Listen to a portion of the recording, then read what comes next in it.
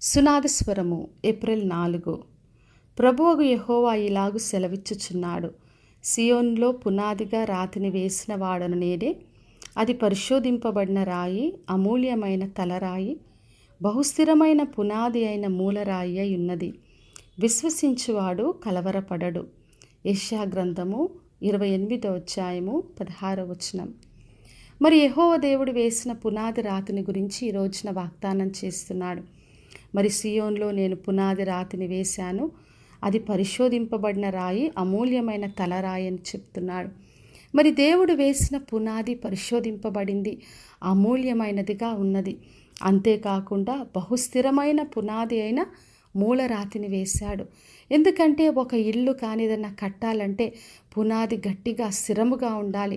అప్పుడే ఆ కట్టిన ఇల్లు స్థిరముగా ఉంటుంది. అదేవిధంగా దేవుడు ఒక స్థిరమైన పునాది రాతిని వేశాడు.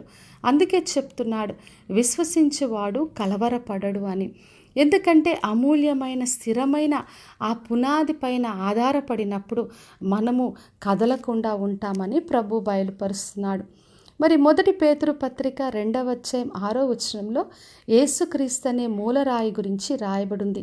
మరి ముఖ్యమైన ఏర్పరచబడిన అమూల్యమైన మూలరాయిగా యేసుక్రీస్తున్నాడు, స్థిరమైన రాయిగా ఉన్నాడు.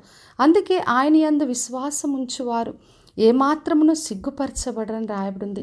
మరి అమూల్యమైన పరిశోధింపబడిన మూలరాయిన యేసుక్రీస్తు పైన మనము ఆశ్రయించినప్పుడు, మరి మనము విశ్వాసం ఉంచినప్పుడు ఎప్పుడు కూడా సిగ్గుపరచబడ్డము.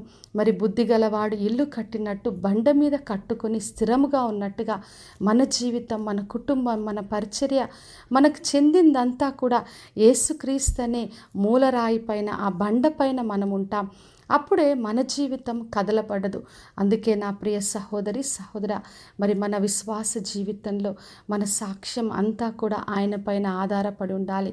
యేసుక్రీస్తు అనే మూలరాయి పైన మనము ఆధారపడి ఆయనను ఆశ్రయించినప్పుడు మనము సిగ్గుపరచబడ్డం, ఎటువంటి పరిస్థితులు వచ్చినా కూడా మనము కదలకుండా స్థిరముగా ఉంటాం.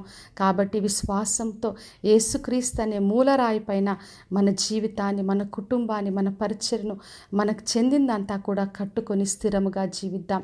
ప్రార్థన చేసుకుందాం. పరలోకమందున్న మా తండ్రి, మా దేవ, ఈరోజు ఇచ్చిన వాగ్దానం కొరకే వందనాలు.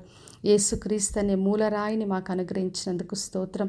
దేవా, మేమందరం కూడా అటువంటి మూలరాయి పైన మా జీవితాన్ని కట్టుకొని ఎప్పుడు కూడా సిగ్గుపరచబడకుండా, కలవరపడకుండా ఉండు కృపను అందరికి అనుగ్రహించమని యేసు నామములో అడిగి వేడుకొంచున్నాను తండ్రి, ఆమెన్. ఈ శుభవచనము వినిచున్న ప్రతి ఒక్కరి జీవితంలో నెరవేర్చబడునుగాక. నేను మీ ప్రియ సహోదరి మంజులా చరణ్.